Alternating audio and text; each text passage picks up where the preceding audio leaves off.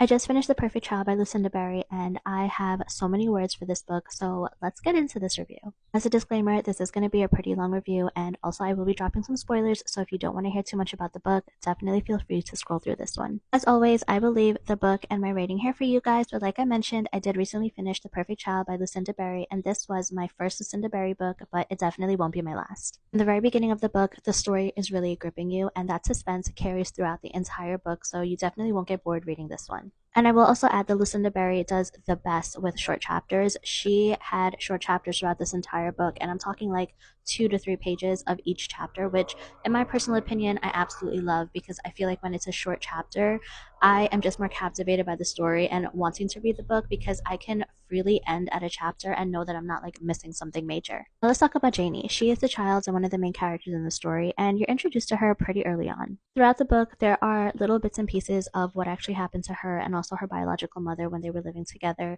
because Janie was brought into foster care, and that's how she ended up meeting Christopher and Hannah, who are also the other main characters in the story. And it wasn't until the very end that you actually found out what happened to Janie and Janie's mom, and when you do find out, it is so devastating and really, really disturbing too.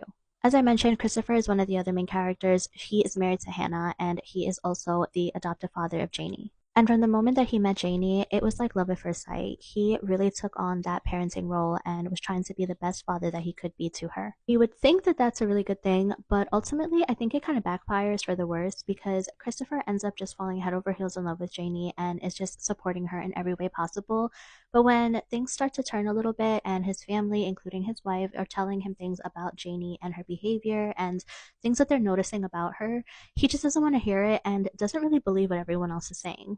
And him blocking out like all the negative things about Janie really takes a toll on his marriage with his wife and also with their family. And ultimately, it kind of destroys things, and it does definitely get worse as the story progresses. Now, Hannah's character is probably one of my favorites, and I felt so badly for her because she really went through it with Janie. From the moment that Hannah met Janie, you can right off the bat tell that Janie really was not trying to build any type of relationship with Hannah. And Hannah was really trying her best. Like, she was taking care of Janie day in and day out while Christopher was still at work. And so she would try to take Janie to the park, she would try to communicate with her in the home, and Janie would literally just ignore her. And as the book is progressing, Hannah's mental health is absolutely deteriorating because of all the things that she's having to face with Janie. And it gets to a point where Hannah has to be hospitalized and is in the psychiatric unit for a couple of days where she's being pumped of all these different medications, and it's all because of a result of what happened with Janie. Before she was hospitalized, Hannah and Christopher actually ended up having a baby of their own while Janie was still with them, and that newborn really kind of flipped things around within the household and the dynamics between Christopher and Hannah and Janie, as well as entering in this new baby that is now part of their family composition. And let me just tell you that Janie was not really doing well with a newborn baby in the home, and it got to the point where it was becoming aggressive, and Hannah and Christopher had to lock her in her bedroom overnight to make sure that everyone in the home was safe.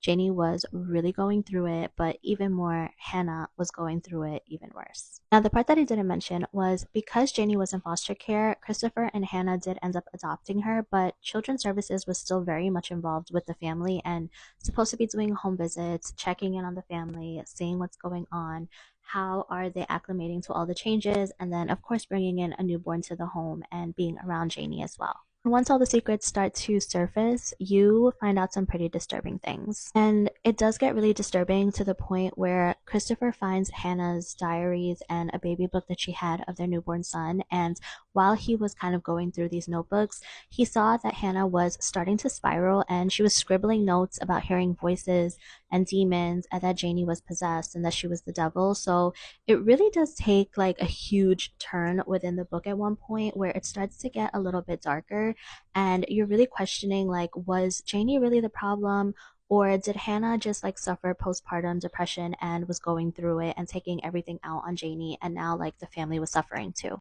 I feel like this review is kind of all over the place, but I'm going to take it back a step to the point where I said that their family was also involved and it was taking a toll on their relationships. But at one point in the story, both of the children, so Janie and Hannah and Christopher's newborn son, had to be removed from the home because of children's services and all the things that was happening with Hannah. They went to live with Hannah's sister. her husband, and they also had their own two kids. And while Janie was there, her behavior was just as bad as it was when she was with Hannah, and Hannah's sister in turn is telling Christopher all these things that's happening in their home and how Janie is just being super aggressive and hoarding food and plotting and scheming to try to hurt someone in the household. Of course, Christopher is not taking any of it seriously and isn't really believing Hannah's sister about anything that she's saying that Janie is actually doing. But then there is a huge plot twist where Hannah's sister, again, she was taking care of Janie and the newborn son. Janie throws Hannah's sister down the stairs, her neck snacks, and Janie is now responsible for unaliving Hannah's sister. And Hannah's sister's husband is trying to like get the cops involved and trying to arrest Christopher because he's feeling as though Christopher did not tell the family exactly what was going on with Janie and all of her behavioral challenges, because if Christopher did, then Hannah's sister and her husband probably would not have taken care of Janie and the baby. So yeah, this is a really, really wild story, and ultimately at the end, Janie is in like a residential treatment facility type of setting. Christopher and Hannah are back at home with their newborn son, and we find out what happened with Janie's mom and also with Janie while they were living together in a trailer at home. And what we find out is that Janie actually unalived her biological mother, and when they found her in this trailer and she was just dirty and covered in bruises, it kind of gives the impression that somebody else had come into the home and unalived Janie's mom and was hurting Janie, but ultimately it was actually Janie that did it to her mother.